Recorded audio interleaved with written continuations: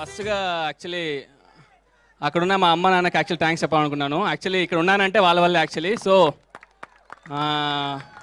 వాళ్ళు ఎక్కడుంటే అక్కడ అందరూ నన్ను చేసుకొని నా ఫ్యామిలీని తీసుకొని మా ఫ్యామిలీ అందరికీ థ్యాంక్స్ చెప్తున్నాను.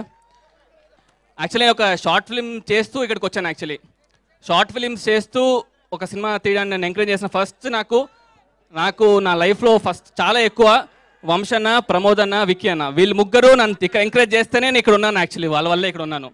కేవలం డైరెక్టర్ అంటే కేవలం ఏదో పెద్ద డైరెక్టర్ అని కాకుండా కేవలం కథ మాత్రమే, కథనే హీరో అని నమ్మి నా మీద ఈ బరువు బాధ్యతలు ఇవన్నీ పెట్టారు కాబట్టి యాక్చువల్లీ ఇంకా రన్ రాజా రన్ అంటే ఫస్ట్ రాజా నా హీరో నా దేవుడు.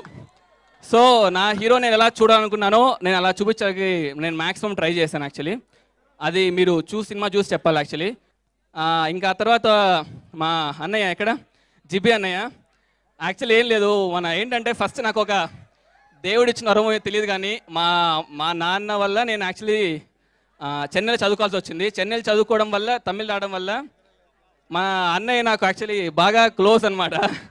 ఏంటంటే ఫస్ట్ టైము అన్నయ్యకి నరేషన్ ఇస్తున్నప్పుడు వెళ్ళాం అనమాట. యాక్చువల్లీ అప్పటికే ఆయన కమల్ సార్తో విశ్వరూపం 2 చేస్తున్నారనమాట. ఒక పక్క కమల్ సార్తో ఫోను, ఇంకో పక్క నరేషన్ అనమాట. అంటే అలాంటి ఆయన ఒప్పుకుంటాడనే విషయం నాకు చాలా సర్ప్రైజింగ్ అనమాట. నరేషన్ ఇవ్వగానే ఫస్ట్ ఒక మాట అన్నారు, యాక్చువల్లీ ఈ సినిమా నాకు కథ కన్నా నాకు డైరెక్టర్ నచ్చాడు, సినిమా చేస్తా అన్నాడు, ఇంకా కుమ్మేద్దాం అని చెప్పేసి అప్పుడే డిసైడ్ అయిపోయాను.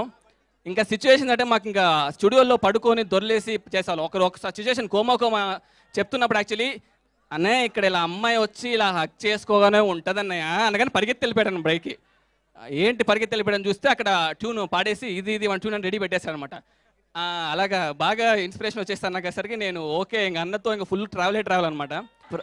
ప్రభాస్ అన్నకి గురించి ఒకటే చెప్పాలి. యాక్చువల్లీ ఏంటంటే నేను ప్రభాస్ అన్న అంటే ప్రభాస్ అన్న అలా ఉంటాడు, ప్రభాస్ అన్న అలా, ప్రభాస్ అన్న ఇలా ఉంటాడు చాలా ఇమాజినేషన్ ఉంటాయన్నమాట. కానీ నిజంగా చెప్తున్నాను, నా హోల్హార్ట్గా చెప్తున్నాను, ప్రభాస్ అన్న మీ అందరి తరపున నేను మీలాగా ఒక ఫ్యాన్గా చెప్తాను, ప్రభాస్ అన్న సూపర్. నేనేదో అన్న పక్కన ఉన్నాడని చెప్పట్లేదు, నిజం చెప్తున్నాను. ప్రభాస్ అన్నని డార్లింగ్ అంటారంటే ఎందుకంటే నాకు అర్థమయ్యేది కాదు యాక్చువల్లీ. ఎందుకంటే నిజంగా అంటే ఆయన డార్లింగే.